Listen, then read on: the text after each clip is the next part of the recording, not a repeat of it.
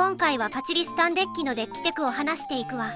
前に出したパチリス EX の動画にコメントをもらっていたのだ。そう、それでいろいろと考えを巡らせてね。確かにすごく安定するし強そうだなと考えていたら、どうやら海外大会でも結果を残していたみたいね。納得だわ。まあせっかくいろいろ考えたから動画にするわね。すでに他のところでも動画が上がっていて何番戦時かになるけど許してちょうだい。なるべく簡潔にまとめるのだ。さっきから出ているけどデッキレシピは画像の通りよ。パチリス EX のカード評価は以前行っているから割愛するわね。概要欄を参照なのだ。やはり結果を残しただけあって洗練されたリストね。特徴は何といってもポケモンがパチリス EX しか入っていないこと。これにより初手に必ずパチリス EX を引くことができるわ。2枚目も3ターン目までに 77% 強の確率で手札に来るわ。運用にあたって大事になるポケモンの道具の数は5枚。せっかくなので前出したグラフも再掲するわね。見てわかる通り2ターン目までに 90% 弱の確率で引くことができるわ。これなら相当安定するわね。ちなみに道具の数を6枚にするとこうなるわ。2ターン目までに引く確率が 93% 強で5枚の時と比べて 4% ほど上がるかしら。どちらが良いかはお好みでといったところね。個人的には6枚フル投入しても良いと思うわ。安定性が高いに越したことはないのだ。ポケモンの数を絞ることでトレーナーズカードを大量に積み込めるのもこのデッキの強みね。榊やマーズなど他のカードと比べると採用する必然性が少し落ちるカードもこのデッキなら採用できるわ。枠の問題で優先度が落ちるだけで決して弱いカードではないからね。特にマーズは使いこなせたら強そうだわ。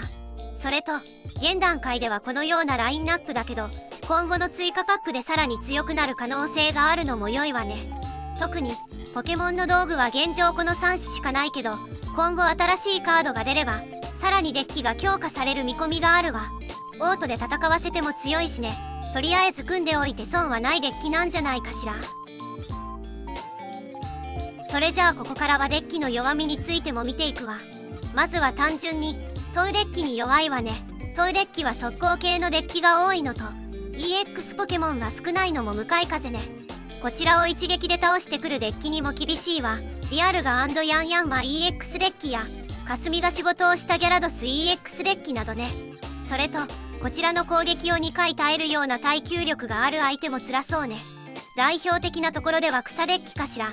エリカで耐久されつつ殴り返されるとダメージレースで負けそうな気がするわ。逆に言うとそれ以外にはかなり戦えそうね。とにかく安定しているのが大きいわ。